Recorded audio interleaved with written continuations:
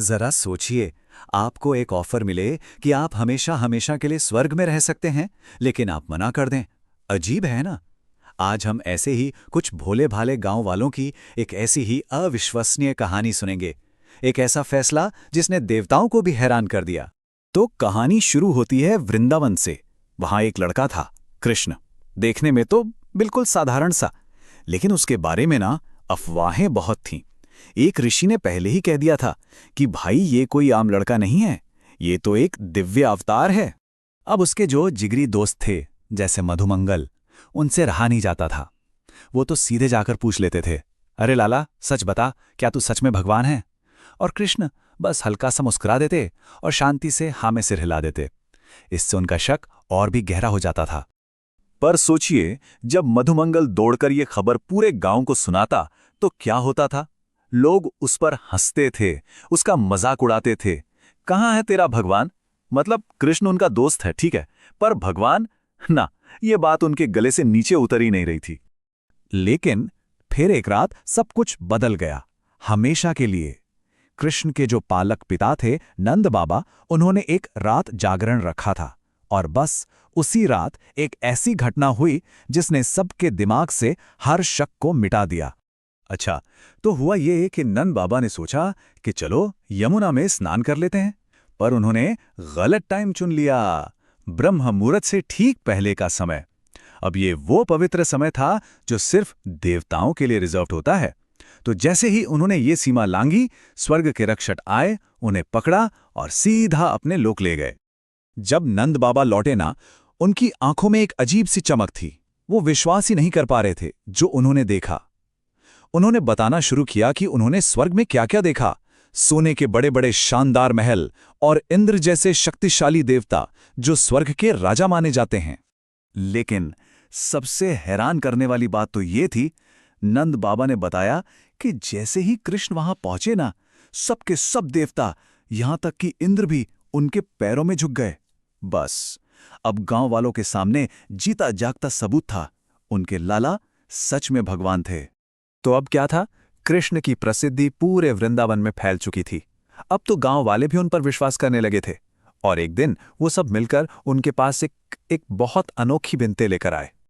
और उनकी इच्छा क्या थी?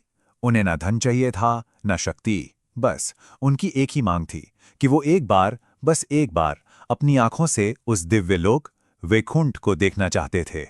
ये सुनकर कृष्ण मुस्कुराए। उन्होंने कहा, ठीक है, सब मेरा हाथ पकड़ो और अपनी आंखें बंद कर लो। और बस पलक झपकते ही एक जादुई पल में वृंदावन की धूल भरी जमीन स्वर्ग के सुनहरे बादलों में बदल चुकी थी। कृष्ण उन सभी को वैकुंठ ले आए थे। और जैसे ही गांव वालों ने अपनी आंखें खोलीं, वो तो बस देखते ही रह गए। वैकुंठ की शानो शौकत, वहां के बड़े-बड़े देवता, वो आश्चर्यचकित थे।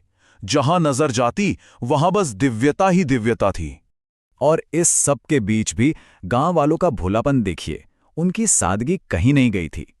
एक ने तो ये तक कह दिया, अरे चलो इस हाथी को अपने साथ वृंदावन ले चलते हैं। सोच सकते हैं? इससे पता चलता है कि उनका दिल अब भी अपने घर, अपने वृंदावन में ही अटका हुआ था। तो स्वर्ग की सैर हो गई।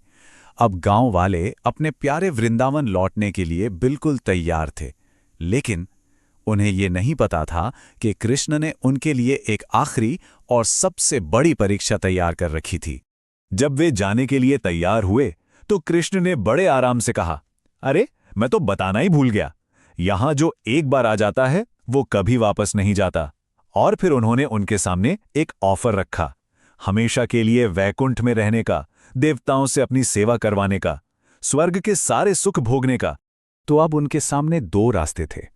एक तरफ अनंत जीवन, देवताओं का ऐश्वर्य, स्वर्ग का हर सुख, और दूसरी तरफ उनकी अपनी दुनिया, वृंदावन की वही मिट्टी, यमुना का वही पानी, गोवर्धन की वही ठंडी छांव और कृष्ण के साथ बिताया हुआ वो अनमोल प्यार। कृष्ण के इस ऑफर पर गांव वालों ने सोचने में एक पल भी नहीं लगाया, एक सेकंड भी नहीं। उनका जवाब तुरंत था और सीधा दिल से निकला था। ये इस कहानी का शायद सबसे भावुक क्षण है। सारे के सारे गांव वाले रोते हुए कृष्ण के पैरों में गिर पड़े और गिड़गिड़ाने लगे, भीख मांगने लगे कि उन्हें वापस उनके वृंदावन ले चलो। और यही यही थी असली परीक्षा। उसी एक पल में कृष्ण ने सबको दिखा दिया कि सच्ची भक्ति आखिर होती क्या है। देखिए, ये कोई सौदा नहीं है कि आप अच्छे कर्म करो तो बदले में स्वर्ग मिलेगा। ना, ये तो गांव वालों का वो निस्वार्थ प्रेम था, वो बिना शर्त वाला प्यार था जो स्वर्ग से भी कहीं ऊपर था।